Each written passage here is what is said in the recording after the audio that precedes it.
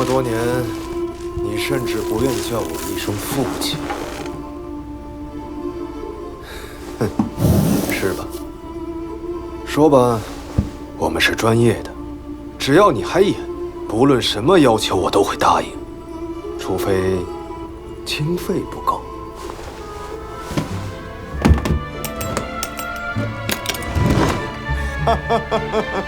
我就知道，身为我最骄傲的儿子，你已经抵抗住诱惑了，但……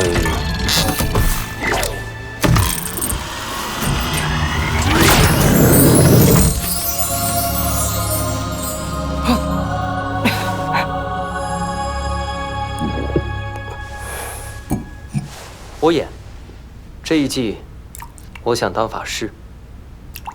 近战法师吗？